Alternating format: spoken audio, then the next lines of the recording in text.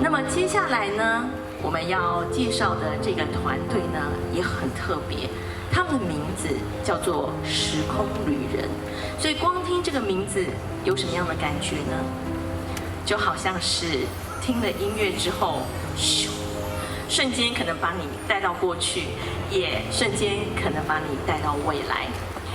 这个团队的组合的乐器很特别哦，大家可以看一下，有看到古筝，有看到手风琴，有看到刚才老师介绍的手碟吗？这应该也是手碟了哈。好。这几个乐器怎么会搭在一起呢？怎么想我都觉得好神奇哦，到底是什么样的音乐的感觉？那么时空旅人呢，是由蜂巢音乐身体工坊的音乐总监许曼璇老师，那么搭配着他2位音乐界的好朋友佩元，还有蔡伟静，还有今天呢我们的打击乐手郭文喜。那今天会给我们带来。那么现在呢，我们的老师呢已经都就定位了，我们就用最热烈的掌声欢迎时空旅人的演出，掌声欢迎。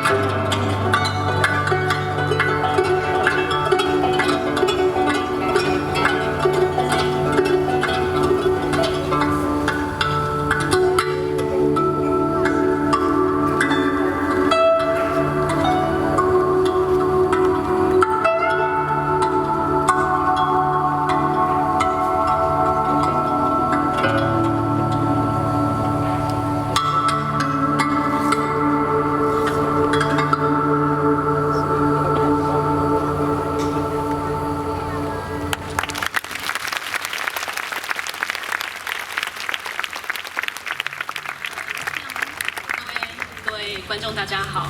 那这首曲子呢，我们非常的感谢配员帮我们演奏手碟。接下来呢，我要为大家介绍的另外2位音乐伙伴好友呢，是手风琴星星王子蔡伟进，以及我们知名的乐手阿 K 老师。然后我们接下来呢，将为大家演奏的是《无限的爱与秘境玄物》，谢谢。